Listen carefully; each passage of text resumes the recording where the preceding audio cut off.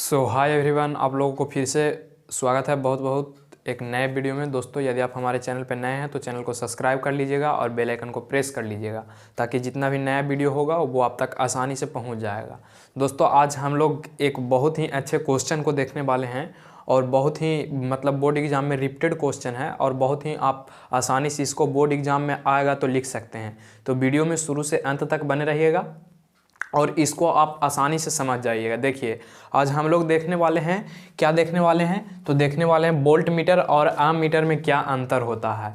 जैसा कि आप लोगों को पता होगा कि वोल्ट मीटर से क्या मापा जाता है तो विभव या विभवांतर मापा जाता है, और आम मीटर से क्या मापा जाता है तो आम मीटर से विद्युत धारा मापा जाता है। ये आप कन्फर्म होंगे। तो आज यही दोनों में क्या हमको आज देखना है तो अंतर देखना है। चलिए देखिए, यहाँ पे सबसे पहली बात हम यहाँ पे देखेंगे तो वोल्ट मीटर और हम क्या है आम मीटर में अंतर है, ये आपको है अंतर देखना है। चलिए देखिए, वोल्ट मीटर जो होता है वो विभव को मापता है और विभवांतर को मापता है। ये आपको तो बात क्लियर होगा कि वोल्ट मीटर हमेशा विभव और विभवांतर को मापता है।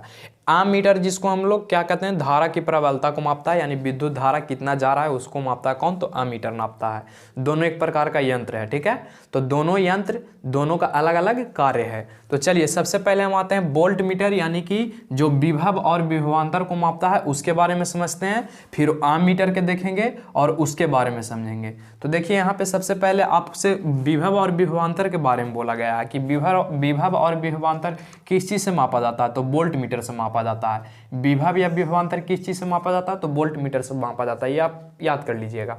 उसके बाद देखिए, इसका अन्य नाम जो है विभव मापी यंत्र है। इसका अन्य नाम क्या है तो विभव मापी यंत्र है, यानी वोल्ट मीटर का अन्य नाम क्या है तो विभव मापी यंत्र है। ये आपको याद रखना है। इसमें सेकंड पॉइंट आपको ये याद रखना है, जो देखिए सेकंड पॉइंट आपको याद रखना है कि इसे हमेशा समानांतर क्रम में जोड़ा जाता है। आपको तो पता ही होगा कि प्रतिरोधों का समूहन कितने प्रकार के होते हैं तो दो प्रकार के होते हैं। पहला क्या होता है तो समानांतर क्रम होता है, दूसरा क्या होता है तो श्रेणी क्रम होता है। तो इसको हम लोग समानांतर क्रम में जोड़ते हैं। देखिए यहाँ पे लिखा गया है कि इसको हम लोग कौन क्रम में जोड़ते हैं तो समानांतर क्रम में जोड़ते हैं और इसको विभव मापी यंत्र के नाम से जाना जाता है, ठीक है। उसके बाद थर्ड पॉइंट इसमें याद रखिएगा कि इसका आदर्श मान कितना होता है तो अनंत होता है, ठीक है।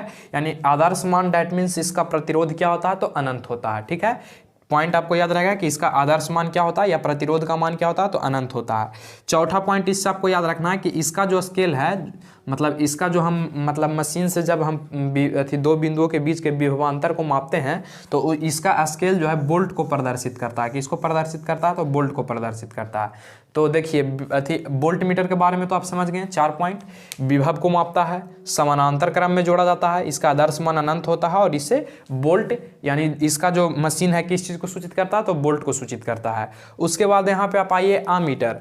आम मीटर जो है धारा की प्रबलता को मापता है। कौन आम मीटर मापता है कि किसी परिपथ से कितना धारा जा रहा है, इसको ये मापता है कौन तो आम मीटर मापता है, ठीक है। उसके बाद इससे भी रिलेटेड हमको 4 पॉइंट याद रखना है ताकि एग्जाम में ना छूटे। देखिए सबसे पहला बात, इसका भी अन्य नाम जो होता है धारा मापी यंत्र होता है। इसका अन्य नाम क्या होता है तो धारा मापी यंत्र होता है। जैसा कि आप लोगों को पता होगा कि गांव में हर कोई के 1 या 2 नाम होता है, तो उसी प्रकार से आमीटर का दूसरा नाम क्या है तो धारा मापी यंत्र है, क्योंकि ये धारा को मापता है। उसके बाद देखिए इसमें कहा गया है कि इसको श्रेणी क्रम में जोड़ते हैं। जैसा कि हम वोल्ट मीटर में देखें तो ये समानांतर क्रम में जोड़ा गया था और इसको हम लोग श्रेणी क्रम में जोड़ते हैं। किस क्रम में जोड़ते हैं तो श्रेणी क्रम में जोड़ते हैं, ठीक है।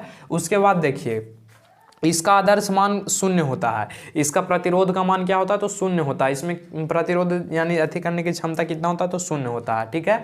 उसके बाद देखिए चौथा पॉइंट इससे आपको याद रखना है कि इसका स्केल एम्पियर को सूचित करता है। इसका स्केल किसको सूचित करता है तो एम्पियर को सूचित करता है। इसका आदर्श मान कितना होता है तो 0 होता है और इसको श्रेणी क्रम में जोड़ा जाता है और इसका अन्य नाम धारा मापी यंत्र है, ठीक है। यहाँ तक आप लोग आसानी से समझ गए होंगे वोल्ट मीटर और आम मीटर में अंतर। इसका आप एक स्क्रीनशॉट कर लीजिए फटाफट से, इसका आप लोग एक स्क्रीनशॉट कर लीजिए।